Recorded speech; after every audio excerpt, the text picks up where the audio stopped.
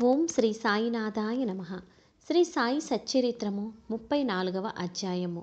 ఊది మహిమ. డాక్టర్ గారి మేనల్లుడు, డాక్టర్ పిల్లే, శ్యామ మరదలు, ఇరానీ బాలిక, హార్దా పెద్ద మనిషి, బొంబాయి మహిళ. ఈ అధ్యాయములో కూడా ఊది మహిమ వర్ణితము. ఊది ధరించినంత మాత్రమున ఎట్టి ఫలములు కలిగెనో చూస్తాము. డాక్టర్ గారి మేనల్లుడు. నాసిక్ జిల్లాలోని మాలేగాంలో ఒక డాక్టర్ ఉండెను. ఆయన వైద్యములో పట్టభద్రులు. వారి మేనల్లుడు నయము కానట్టి రాచకురుపుతో బాధపడుతూ ఉండెను. డాక్టర్ గారితో పాటు ఇతర డాక్టర్లు కూడా నయము చేయ ప్రయత్నించిరి. ఆపరేషన్ చేసిరి. కానీ ఏ మాత్రమూ మేలు జరగలేదు. కుర్రవాడు మిగుల బాధపడుతూ ఉండెను. బంధువులు, స్నేహితులు, తల్లిదండ్రులను దైవ సహాయము కోరమనిరి. షిరిడీ సాయిబాబాను చూడమనిరి. వారి దృష్టిచే అనేక కఠిన రోగములు నయమయ్యనని బోధించిరి. తల్లిదండ్రులు షిరిడీకి వచ్చిరి. బాబా పాదములకు సాష్టాంగ నమస్కారము చేసిరి. కుర్రవానిని బాబా ముందుంచిరి. తమ బిడ్డను కాపాడమని అధిక వినయ గౌరవములతో వేడుకొనిరి. దయార్థ హృదయుడగు బాబా వారిని ఓదార్చి ఇట్లనెను: ఎవరైతే ఈ మసీదుకు వచ్చెదరో వారెన్నడూ ఈ జన్మలో ఏ వ్యాధి చేతనూ బాధపడరు. కనుక హాయిగా ఉండుము. కురుపుపై ఊదిని పూయుడు. 1 వారం రోజులలో నయమగును. దేవుని యందు నమ్మకముంచండి. ఇది మసీదు కాదు, ఇది ద్వారావతి. ఎవరైతే ఇందు కాలు మోపెదరో వారు ఆరోగ్యమును ఆనందమును పొందెదరు. వారి కష్టములు గట్టెక్కును. వారు కుర్రవాణిని బాబా ముందు కూర్చుండబెట్టిరి. బాబా ఆ కురుపు మీద తన చేతిని తిప్పెను.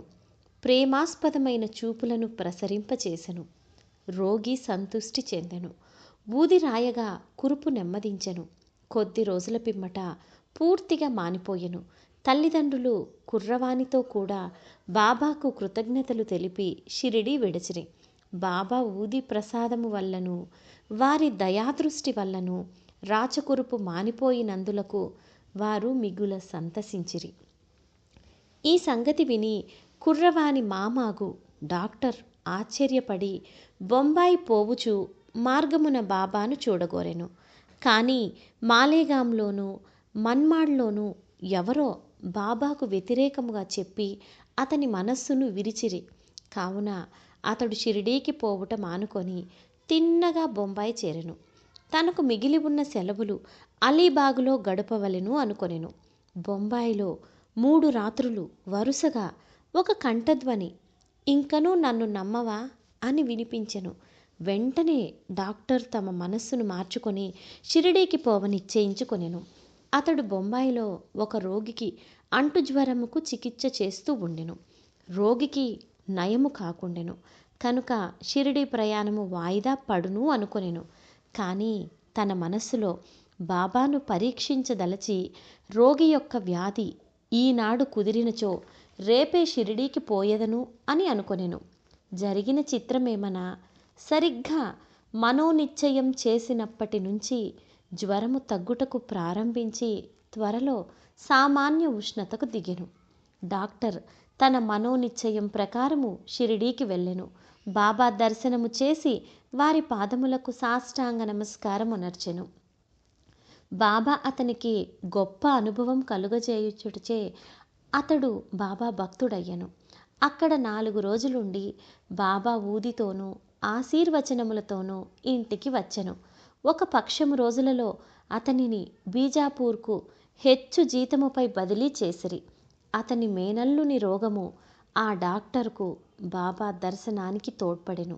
అప్పటి నుంచి అతనికి బాబా యందు భక్తి కుదిరెను. డాక్టర్ పిల్లే. డాక్టర్ పిల్లే అనునతడు బాబాకు ప్రియభక్తుడు. అతని యందు బాబాకు మిగుల ప్రేమ. బాబా అతనిని బావు అంటే అన్నా అని పిలిచేవారు. బాబా అతనితో ప్రతి విషయము సంప్రదించువారు. అతని నెల్లప్పుడూ చెంతనుంచుకునేవారు. ఒకప్పుడు ఈ డాక్టరు గినియా పురుగులచే అంటే నారిపుండుతో బాధపడెను. అతడు కాకాసాహెబ్ దీక్షితుతో బాధ చాలా హెచ్చుగా ఉన్నది. నేను భరించలేకుండా ఉన్నాను. దీనికంటే చావు మేలని తోస్తూ ఉన్నది. గత జన్మలో చేసిన పాపమును పోగొట్టుకొనుటకై నేనీ బాధను అనుభవిస్తూ ఉన్నాను. కాన బాబా వద్దకు పోయి ఈ బాధను ఆపు చేసి దీనిని రాబోయే 10 జన్మలకు పంచిపెట్టవలసినది అని వేడమనెను. దీక్షిత్ బాబా వద్దకు వెళ్ళి ఆ సంగతి చెప్పెను. బాబా మనస్సు కరిగెను. బాబా దీక్షిత్తుకి ఇట్లనెను, నిర్భయుడుగా ఉండమనుము. అతడేల 10 జన్మల వరకు బాధపడవలెను? 10 రోజులలో గత జన్మ పాపమును హరింపజేయగలను. నేనిక్కడుండి ఇహపర సౌఖ్యములిచ్చుటకు సిద్ధముగా ఉండా అతడేల చావును కోరవలెను? అతనిని ఎవరి వీపుపైన అయినా తీసుకొని రండు. అతని బాధను శాశ్వతముగా నిర్మూలించెదను. ఆ స్థితిలో డాక్టర్ని తెచ్చి బాబా కుడివైపున పకీర్ బాబా ఎప్పుడూ కూర్చుండు చోట కూర్చుండబెట్టిరి. బాబా అతనికి బాలీసునిచ్చి ఇట్లనెను, ఇచ్చట నెమ్మదిగా పరుండి విశ్రాంతి తీసుకొమ్ము. అసలైన విరుగుడేమనగా గత జన్మ పాపములు అనుభవించి విమోచనము పొందవలెను. మన కష్టసుఖములకు మన కర్మయే కారణము. వచ్చిన దానిని ఓర్చుకొనుము. అల్లాయే ఆర్చి తీర్చువాడు. వానినెల్లప్పుడూ ధ్యానించుము. అతడే నీ క్షేమమును చూసును. వారి పాదములకు శరీరము, మనస్సు, ధనము, వాక్కు సమస్తము అర్పింపుము. అంటే సర్వస్వ శరణాగతి వేడుము. అటుపై వారేమి చేసెదరో చూడుము. నానాసాహెబ్ కట్టుకట్టెనని కానీ గుణమివ్వలేదని డాక్టర్ పిల్లే చెప్పెను. బాబా ఇట్లనెను, నానా తెలివి తక్కువవాడు, కట్టు విప్పుము, లేనిచో చచ్చెదవు. అప్పుడే ఒక కాకి వచ్చి పొడుచును. అప్పుడు నీ కురుపు నయమగును. ఈ సంభాషణ జరుగుతూ ఉండగా అబ్దుల్ వచ్చి మసీదు శుభ్రము చేసి దీపములు బాగు చేస్తూ ఉండగా అతని కాలు సరిగ్గా పిల్లే కురుపు మీద హఠాత్తుగా పడెను. కాలు వాచి ఉండెను. దానిపై అబ్దుల్ కాలు పడగానే అందులో నుంచి 7 పురుగులు నొక్కబడి బయటపడెను. బాధ భరింపరానిదిగా ఉండెను. డాక్టర్ పిల్లే బిగ్గరగా ఏడ్వసాగెను. కొంతసేపటికి నెమ్మదించెను. అతనికి ఏడుపు, నవ్వు ఒకటి తర్వాత ఇంకొకటి వస్తూ ఉండెను. బాబా ఇట్లనెను, చూడుడు, మన అన్న జబ్బు కుదిరి నవ్వుతున్నాడు. పిల్లే కాకి ఎప్పుడు వచ్చును అనెను. బాబా ఇట్లా జవాబిచ్చెను, నీవు కాకిని చూడలేదా? అది తిరిగి రాదు. అబ్దులే ఆ కాకి. ఇప్పుడు నీవు పోయి వాడాలో విశ్రాంతి గొనుము. నీవు త్వరలో బాగయ్యెదవు.